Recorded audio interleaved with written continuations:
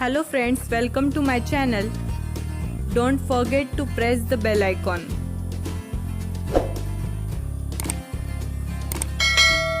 Hello students, in the previous video we were learned about expand the theme question number 6b. It is for 5 marks. Theme A, expansion of proverb, maxim or quotation, and theme B, news report writing. Its video link is available in the description box. Must watch the video. We will be learn about theme C, developing a story or narrating an experience with a given beginning or end. Let us first look at the marking scheme of the theme. Title and beginning, it is for 1 mark. म्हणजेच शीर्षक आणि सुरुवात आपण जी करतो त्यासाठी 1 mark आहे. Vocabulary and grammar, it is for 1 mark. ग्रामरचा जो आपण वापर करतो त्यासाठी 1 मार्क आहे. Use of appropriate points, example conveying message, it is for 2 marks. योग्य मुद्दे, उदाहरण आणि स्टोरीमधला किंवा कथेमधला जो संदेश आहे तो लिहिण्यासाठी 2 मार्क आहेत. Logical order and conclusion, it is for 1 mark. तार्किक क्रम किंवा जो निष्कर्ष आहे तो लिहिण्यासाठी 1 मार्क. अशा पद्धतीने 5 मार्कासाठी कथालेखन हा प्रश्न आपल्याला एक्सपांड द थीम यामध्ये येऊ शकतो. आपण सुरुवातीला पाहूयात what is story writing. Story writing म्हणजे कथालेखन काय असते. A story is basically a narrating of real or imaginary events involving real or imaginary people. कथा म्हणजे कथन एखाद्या सत्य घटनेचं किंवा एखाद्या कल्पित घटनेचं आणि यामध्ये एखादे खरे व्यक्तिमत्व किंवा काही काल्पनिक पात्र यांचा समावेश असतो. A story needs to be represented in words necessarily. Even images or moving pictures can narrate a story. पहा, कथा ही आपल्याला लिहावी लागते. ज्यावेळेस एखादा चित्रपट बनवला जातो त्यावेळेस पण अगोदर त्याचे कथन केले जाते आणि त्यानंतरच तो चित्रपट बनतो. A story is generally designed to entertain and or send a message across. आता ही जी कथा आहे ही आपण मनोरंजनासाठी किंवा कथेतून एखादा संदेश देण्यासाठी लिहित असतो. Story writing. A story writing is a work of fiction और imagination that is usually written in easily understandable grammatical structure with natural flow of speech. कथालेखन म्हणजे एखादी कथित किंवा काल्पनिक गोष्ट जी की अत्यंत सोप्या आणि सहज समजणाऱ्या व्याकरणदृष्ट्या योग्य भाषेमध्ये लिहिली जाते आणि ज्यामध्ये जी भाषा आहे ती अत्यंत सोपी असते. Story writing is meant to be read at a single sitting and therefore it should be as direct and brief as possible. ज्यावेळेस आपण किंवा वाचक कथा वाचतात त्यावेळेस ते एकदाच बसून ती कथा वाचतात. त्यामुळे ती अत्यंत सरळ, सोपी आणि विश्लेषणात्मक असावी ज्यामुळे ती वाचकांना समजेल. यानंतर आपण स्ट्रक्चर और फॉर्मॅट ऑफ अ स्टोरी म्हणजे कथेची जी रचना आहे किंवा त्याचा जो प्रारूप आहे तो कसा असतो हे पाहणार आहोत. फर्स्ट पॉईंट, बिगिनिंग म्हणजे सुरुवात. द बिगिनिंग और the introduction of a story is of essential importance. पहा, कोणत्याही कथेची सुरुवात किंवा त्याची प्रस्तावना याला एक विशेष महत्त्व आहे. This is the part where you can hook the reader and capture their attention. जी सुरुवात आहे तो जो भाग आहे तो महत्त्वाचा यासाठी आहे कारण की त्यावरूनच आपण वाचकाचे लक्ष खेचून घेऊ शकतो आपल्या कथेकडे. You must have some across some often used beginnings to stories like once upon a time or a long time ago. मग ज्यावेळेस आपण सुरुवात करतो त्यावेळेस आपण जे काही शब्द आहेत त्यांचा वापर करू शकतो, जसे की वन्स अपॉन अ टाईम किंवा a long time ago. However, you can get more creative and begin your story with intrigue.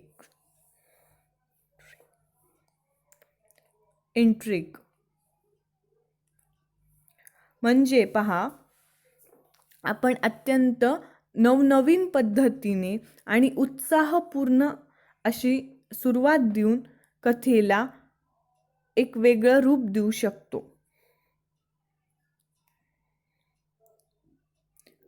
However, you can get more creative and begin your story with intrigue. म्हणजे पहा, तुम्ही कशा पद्धतीने स्वतःच्या कथेला नवीन पद्धतीने सादर करतात आणि त्याची सुरुवात करतात, हे सगळ्यात महत्त्वाचे ठरते. सेकंड पॉईंट आहे कॅरेक्टर इंट्रोडक्शन, म्हणजे कथेतील पात्रांची ओळख. Your story will depend heavily on how well you write your characters. आपली जी कथा आहे ती चांगली बनवण्यासाठी आपण कथेतील पात्र कशी लिहितो हे पण महत्त्वाचं ठरतं. To develop your characters you can use dialogues as well. मग कॅरेक्टर्स जे आहेत ते लिहिण्यासाठी किंवा त्यांची ओळख करून देण्यासाठी आपण त्यामध्ये संवाद पण ॲड करू शकतो. But you want to keep the dialogues limited in the shorter format. पण आपल्याला हा जो प्रश्न आहे तो 5 मार्कांसाठी आहे, त्यामुळे त्यामध्ये जे संवाद आहेत ते थोड्याशा मर्यादित स्वरूपामध्येच लिहिणे आवश्यक असते. Also do not include unnecessary secondary characters. Every character of the story must have a purpose. पहा, कॅरेक्टर म्हणजे एक मुख्य पात्र असतं आपल्या कथानकामध्ये, पण आपण जर त्यामध्ये विनाकारण कोणत्याही पात्रांना ॲड केलं तर यामुळे आपलं जे कथा आहे ती थोडीशी भरकटली जाईल. त्यामुळे आपण निवडक पात्रांचीच ओळख करून द्यावी, ज्यामुळे आपली जी स्टोरी आहे ती समजण्यास सोपी असेल आणि प्रत्येक पात्राचा एक हेतू त्या कथेमध्ये आहे हे आपल्याला लक्षात आलं पाहिजे. थर्ड पॉईंट आहे प्लॉट, म्हणजे कथानक. Here is where the actual narration of the story will happen. आता कथानक म्हणजेच कथा जी आहे त्यातील मुख्य भाग असतो. The events that occur or the description of the situation will be written in the plot.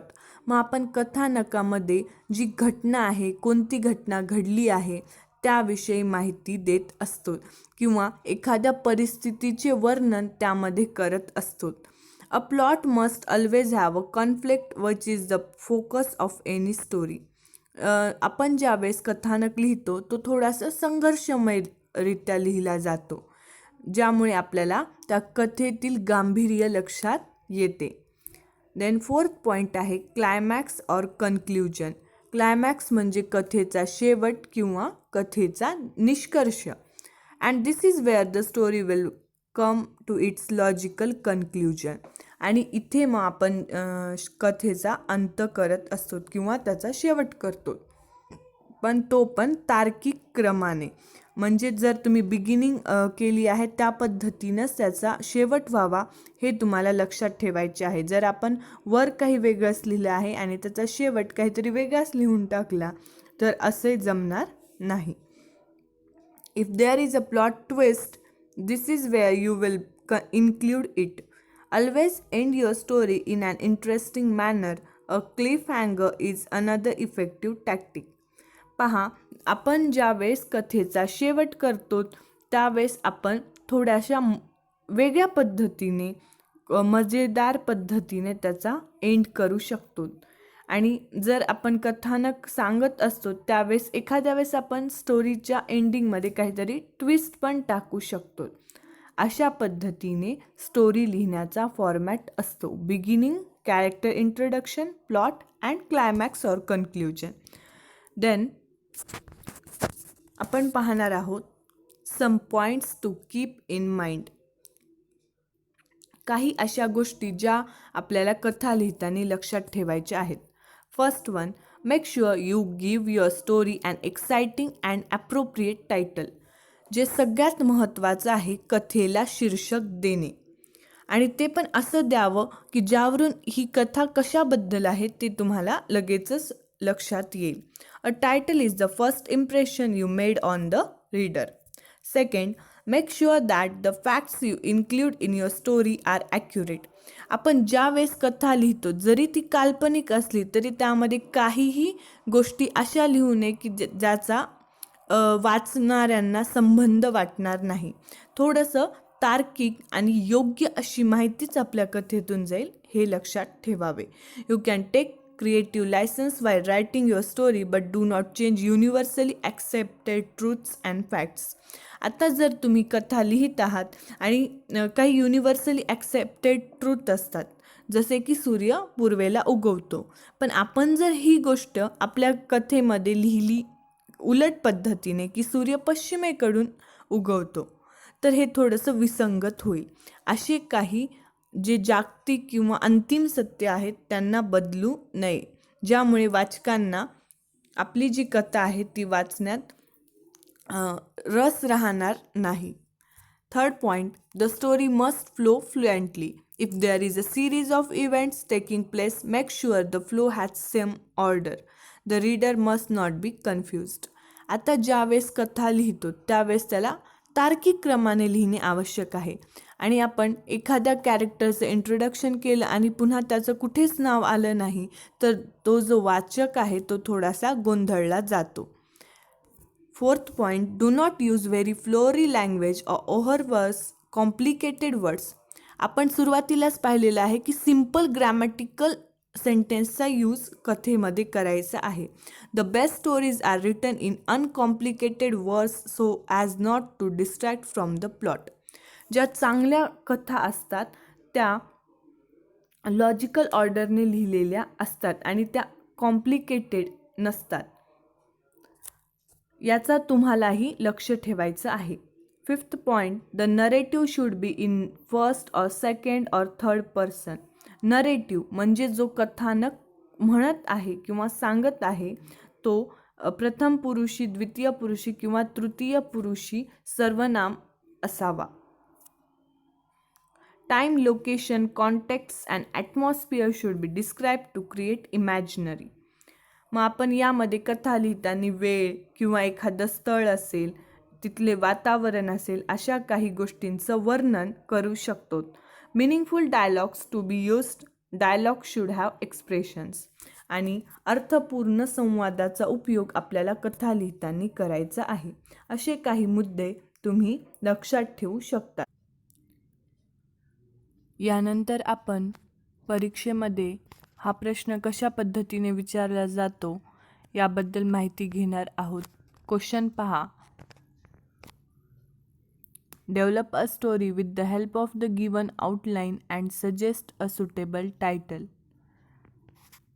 आपल्याला या पद्धतीने आउटलाईन दिलेली असते, शॉर्टमध्ये स्टोरी दिलेली असते. Thief entered, mister Agarwal thanked to give company, birthday, gave him good food and drinks, gave a purse full of silver coins. Year passed by, fortunes changed, business was renewed, Mr. Agrawal became poor. 15th birthday, alone, no food, no drinks, bell rang, a man emerged, recognized the old thief, came with fruits, sweets and drinks and a bag full of money. पहा, आपल्याला सुरुवातीमध्ये characters लक्षात आले आहेत, mister Agarwal and thief. मग या पद्धतीने आपण याला काय टायटल देऊ शकतो हा आपण विचार करावा आणि सुरुवातीला टायटल द्यावे. आता यामध्ये मी टायटल दिलं आहे द रिटर्न गिफ्ट, कारण आपण पाहिलं आहे आउटलाईनमध्ये की जो थीफ आहे तो पुन्हा गिफ्ट देतो, त्यामुळे आपण शीर्षक दिलं द रिटर्न गिफ्ट. आपण बिगिनिंग कशी केली पहा. Mr Agarwal was a very wealthy businessman. आपण इथे डायरेक्टली कॅरेक्टरची इंट्रोडक्शन केली आहे आणि तीच आपली बिगिनिंग आहे. One day he was alone sitting at his dining table. It was his birthday. He heard the footsteps of a man behind the curtains. He knew there was a thief there. Come on, thank you for coming to my house on my birthday. I am alone, give me your company. पहा, याच्यामध्ये आपण आता dialogue लिहिला आहे. Mister Agarwal हे खूप wealthy businessman होते, पण ते एकटेच राहत होते. त्यांचा बड्डे होता आणि कुणीच येत नव्हतं. त्यांना माहिती पडलं की पडद्यांच्या मागे चोर आहे. तरीही त्या चोरसोबत ते बोलतात आणि त्याला म्हणतात की थँक्यू, तू माझ्या बड्डेला आलास. मी इथे एकटाच आहे, तू मला company they. The thief was starving. आता तो जो चोर होता त्याला भूक लागलेली होती. या पद्धतीने आपण एक इमॅजिनरी स्टोरी बिल्डअप केलेली आहे. He had good food and drinks. Mr Agarwal gave him a big purse. It had silver coins. Years rolled by. His fortunes changed. Mr. Agrawal was a very poor man. Now his business was renewed. आता या पद्धतीने आपण सुरुवातीला एक passage लिहिला आणि ते जे आपल्याला आउटलाईनमध्ये शब्द दिलेले होते, आपण फक्त त्याला सिम्पली सेंटेन्समध्ये कन्वर्ट केलेलं आहे आणि त्यामध्ये आपण थोडीशी जी माहिती आहे ती ॲड केली आहे आपापल्या पद्धतीनं. त्यानंतर आपण कसं एंडकडे गेलो आहोत पहा. Today was his 15th birthday, but he had become a pauper now. He was alone reflecting over his good old days. It was 9 p.m. The bell rang. Who can be at such a time to visit a poor man? Thought Agrawal. He saw a man in a new suit with a lovely bouquet of red roses. He had many packets of gifts, fruits, sweets, a few bottles. He tried to recognize the man. I am your old thief, replied the man. आता या पद्धतीने आपण पुन्हा शेवट जो आहे तो करत आहोत आणि यामध्ये आपण प्लॉट डेव्हलप केला आहे की तो जो मिस्टर अग्रवाल होते ते आता गरीब झालेले होते आणि पुन्हा त्यांचा 50वा वाढदिवस आला. आजही ते एकटेच होते, मात्र यावेळेस फोनची जी बेल आहे ती वाजली आणि त्यांना कुणीतरी गिफ्ट घेऊन आले. अशा वेळेस मिस्टर अग्रवाल यांना वाटलं की यावेळेस कोण असेल बरे. तर तो जो माणूस आहे तो म्हणतो की मला ओळखा, मी तुमचा तो जुना चोर आहे. With the money you gave me, I did some business. I earned a lot of money within these years. Now I am a rich businessman. Let's celebrate your birthday, he said. आता मग तो स्वतःची माहिती देतो. यामध्ये आपण dialogues add केलेले आहेत. कशा पद्धतीने आपण संवाद लिहिले आहेत ते पहा आणि फक्त जी आउटलाईन आहे त्याला सिम्पली आपण कन्वर्ट केलेलं आहे. He said it is for you a little written gift. He gave a bag to Mr. Agrawal. Mr. Agrawal opened the bag. It was full of a new currency notes. या पद्धतीने अत्यंत happy ending आपण या स्टोरीची केली आहे.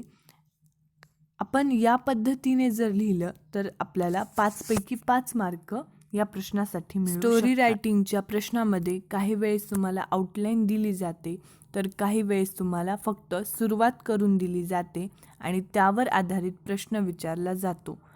तो कसा प्रश्न असतो पाहूयात. पहा, recently you have found an injured bird near your house. आत्ता तुम्हाला तुमच्या घराच्या जवळ एक जखमी पक्षी सापडला. Based on the beginning given below, narrate your experience how you took care of the bird. मग जी सुरुवात तुम्हाला दिलेली आहे त्यावर आधारित तुम्ही कथानक लिहा आणि तुमचा अनुभव लिहा की तुम्ही त्या पक्ष्यांची काळजी कशी घेतली. अशा प्रश्नामध्ये तुम्हाला स्वतःहून वाक्य बनवावी लागतात. स्वतःच्या कल्पनेने ती कथा प्रत्यक्षात उतरावी लागते. सजेस्ट अ सुटेबल टायटल आणि शीर्षक देणे कधीही विसरू नये. बिगिन लाईक दिस. कशी सुरुवात त्यांनी केली आहे पहा. My friend and I were playing in the backyard of our house. We heard a painful cry of a bird from the nearby bush.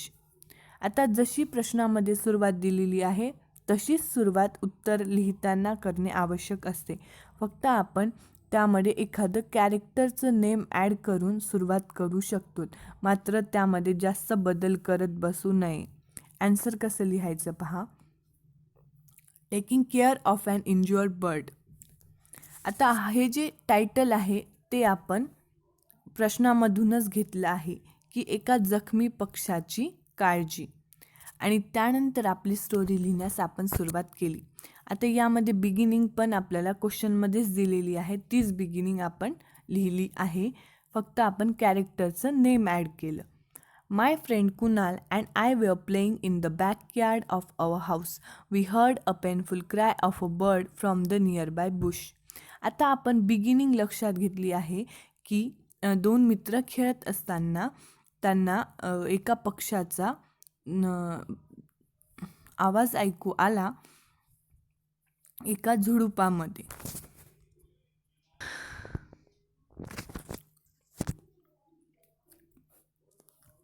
My friend Kunal and I were playing in the backyard of our house.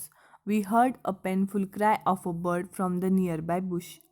आता यामध्ये तुम्हाला सुरुवात लक्षात आलेली आहे की दोन मित्र खेळत होते अंगणमध्ये आणि त्यांना पक्षाचा रडणं ऐकू आलं, जे की झुडपामध्ये तो आवाज येत होता. त्यानंतर कथा कशी लिहायची हे आपण इमॅजिन करून लिहायचं आहे. आता यामध्ये कसं लिहिलं आहे पहा. Both of us ran there. We found that a small bird was laying in the bush motionless. One of its wing was slightly moving. Somebody must have pelted it with a stone. It was injured. आता यामध्ये आपण दाखवलं की तो पक्षी जखमी कसा झाला आहे किंवा जखमी कसा झाला असेल याचा अंदाज बांधला आहे. त्यानंतर सेकंड पॅसेजमध्ये लिहिलं. We tenderly picked it off from the bush and found that one of its wings was bleeding. I bought it to my house and put some drops of water in its beak to drink. I put some food grains before him. He looked a little fresh, then it moved a little. मग त्यानंतर आपण description लिहिलं की जखमी पक्षाला आपण घरी घेऊन आलोत कारण आपल्याला काळजी कशी घेतली हे सांगायचं आहे. आणि मग आपण पाहिलं की त्याच्या पंखातून रक्त वाहत आहेत. मग त्याला घरात घेऊन त्याला चोंचीमधून थोडंसं पाणी दिलं आणि त्यानंतर थोडंसं ग्रेन्स खायला दिले, म्हणजे धान्य खायला दिलं. आणि आता तो थोडासा फ्रेश दिसत होता आणि त्याची हालचाल होऊ शकत होती. त्यानंतर मोस्ट इम्पॉर्टंट पॉईंट स्टोरीचं क्लायमॅक्स. त्यामध्ये काय लिहिलं पहा. We examined it and applied antiseptic ointment to its injured wing. Then we dress it wings carefully without hurting it. म्हणजे आपण त्या पक्षाची काळजी कशी घेतली याचं वर्णन या वाक्यांमध्ये केलं. It was looking comfortable and ate some grains. We kept it in a small basket with cotton spread in it. आणि काळजी घेतली. त्यानंतर ज्यावेळेस त्याला बरे वाटले त्यानंतर आम्ही त्या पक्षाला सोडून दिलं. हे आपल्या या कथेचा शेवट असू शकतो. आणि त्यासाठी मग आपण लिहिलं.